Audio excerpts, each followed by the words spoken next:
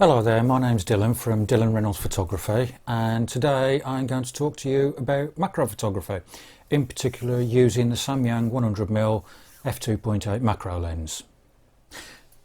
This is the Samyang 100mm macro lens. It is the f2.8 100mm ED UMC macro. It goes up to 1:1, which is life size on a full frame sensor. It will focus down to infinity as well, so also makes a very good portrait lens, so it's a twofer.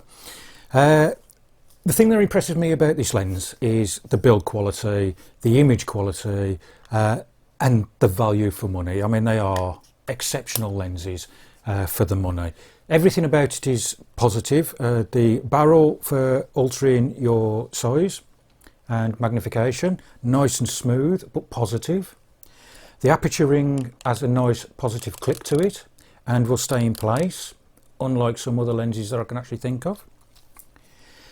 And the glass itself is, well, it's second to none. It really is a really good lens, a really good all-rounder when it comes to macro. And I will say from the outset, this is not a paid promotion. I actually use this lens for my own macro photography, amongst others, but it is my primary go-to macro lens. Other equipment I use in my macro photography include a tripod, which my camera is mounted on at the moment to do this video, so I can't show you that. But when I am using the tripod, I will also use a focusing rail. Now this allows me to micro adjust the focusing when it's all mounted up, so I can get that fine detail. It also allows me to move the camera in very small increments to start doing focus stacking, where you take several images, anything from half a dozen through to maybe 100, and each turn of the knob moves the camera slightly closer or slightly further away, so it alters the focus point. So eventually you end up with a series of images that, when they're stacked in Photoshop or other stacking software, you will end up with a sharp image from front to back, or whatever range you actually choose, because the lens on its own, even at its smallest aperture, the depth of field is very small. Other things that I like to use are my extension rings. Now these are a 10mm and a 16mm.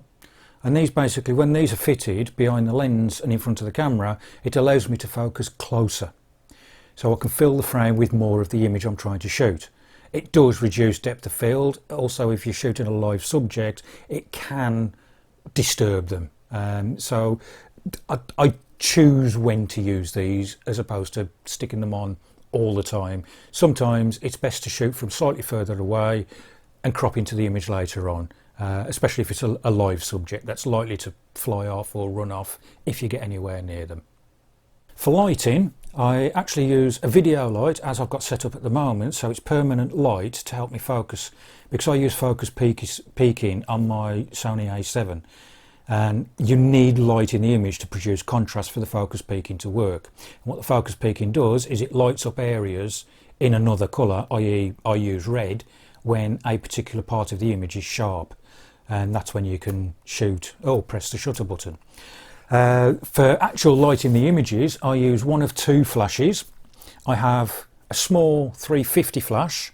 This one's a TTL for Sony, and it's probably my go-to flash gun. You don't need a lot of power when lighting up small subjects.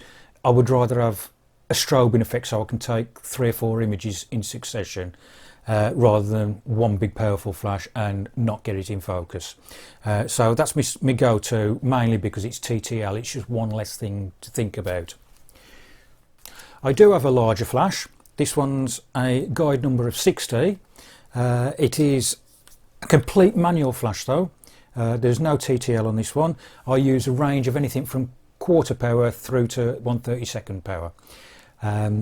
This one needs a lot of diffusing. That's hence why I've got a bit of packaging foam permanently attached to the front. I also put it through other diffusers, the same as I do with the smaller flash, but the smaller flash I don't use a diffuser on the front. I always leave them at the widest setting. I never zoom the flashes. because I want the whole area to have even lighting. Once the flash is on the actual camera, what I use then for diffusing the light even more is what I call a baby bib diffuser, because it looks like a baby. I did find it didn't diffuse the light enough, so I have actually added several layers of net curtain to the front and back, so there is now 5 layers of diffusion material between the flash and the subject, and it really does soften the light down. And this thing, when everything's all set up on the camera, literally sits around the lens like that. Now the important thing on these is, because this is casting the light over your subject, your flash gun is sat on the back of the camera, but you do want as big a gap as you can get between your flash gun and your diffuser. If it's too close, or the diffuser's further up the lens and too close, you can create hot spots in the diffuser, and any reflections in eyes on animals, you will see the hot spot. So the further you can keep them apart, the lesser the hot spot. Now what I'm going to do is actually run through a little video now of me in action with this lens and the flash gun and the diffuser. It's a handheld shoot. It's a little shoot where I'm shooting my pet jumping spiders. The setup is purely 2 dried sunflower heads sat on top of a tablet screen. So I'll get the video playing now. It's only a couple of minutes long, but it just gives you an idea of how easy it is to actually use.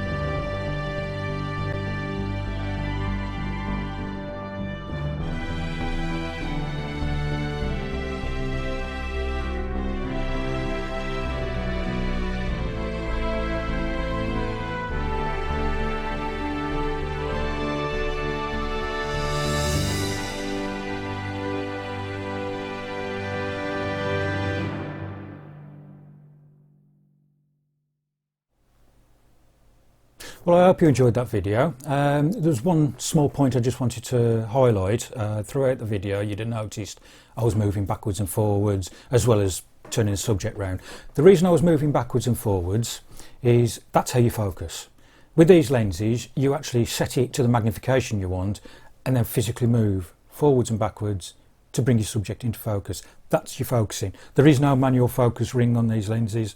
There's no autofocus on these particular lenses.